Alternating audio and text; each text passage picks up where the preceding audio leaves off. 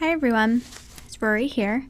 For my LMS screencast, I chose to learn a little bit more about Desire to Learn, which is actually called Brightspace. The LMS is called Brightspace by Desire to Learn.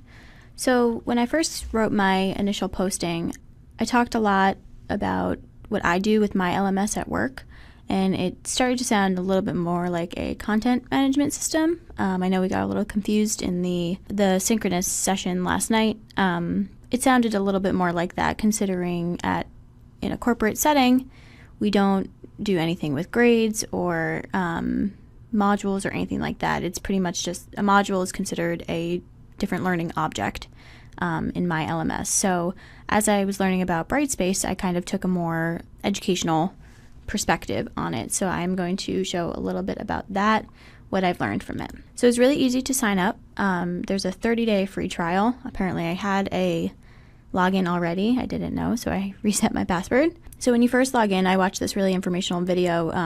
It's pretty high level, but it just gives a good view of what Brightspace can do, what types of items you can add to courses, and the usability with it.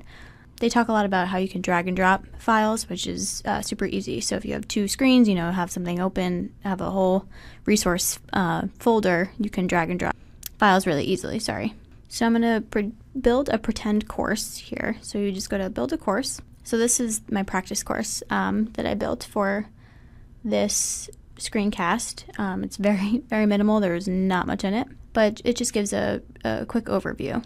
So here's the syllabus, and I think this would be a good tool to use the drag and drop. So if you have it open in a folder over here, you can just drag and drop to right here. And this is really helpful when you use the same syllabus or relatively the same syllabus from semester to semester, and just change some of the dates. Bookmarks could be useful to bookmark some interesting articles you read online that are just course related, not necessarily module related. The course schedule is the snapshot here is today, tomorrow, next 7 days. You can also switch to course schedule this way, and it'll show you the next available module, or the one for this week. So I'm going to go to the module that I fake created. So I just named it week 1, similar to how we have it in Blackboard, weekly session 1. I find it really easy to deliver the modules that way, especially in an education format. It makes it really easy, this is what I have to get done in this allotted week. So what's interesting here is, I know you can do this on Blackboard as well, but it's right here in front of you. You can choose a start date and end date.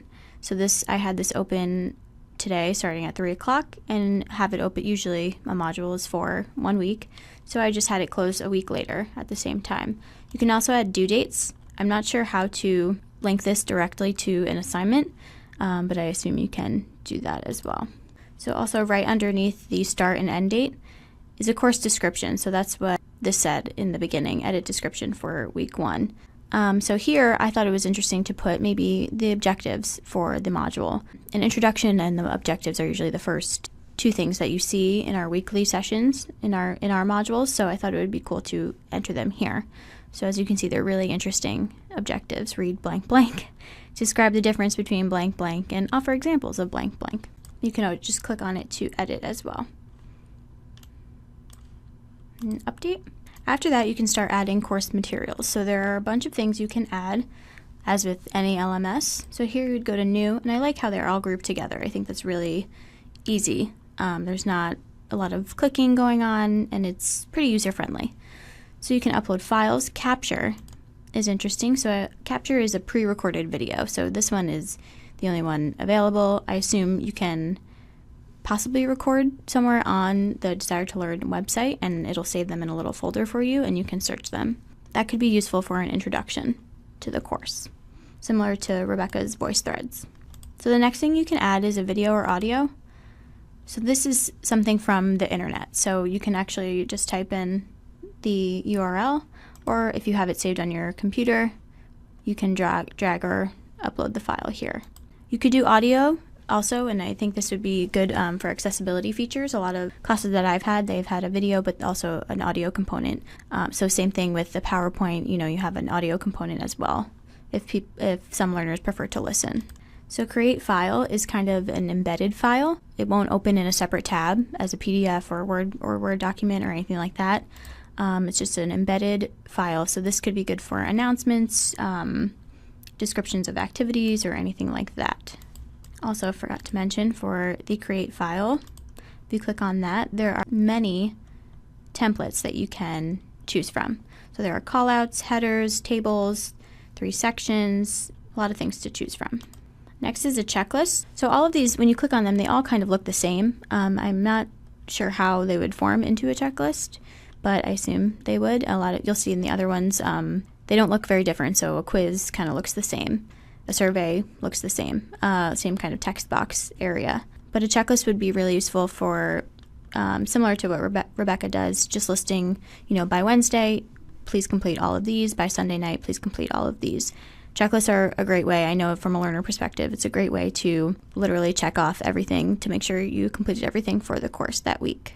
So after that is discussion. We all know what a discussion is. Weekly discussions, enforce learner-to-learner interactions, and you can choose to post it to any forum that is already created there. A new assignment would be somewhere to submit files. So that is similar to our course design document.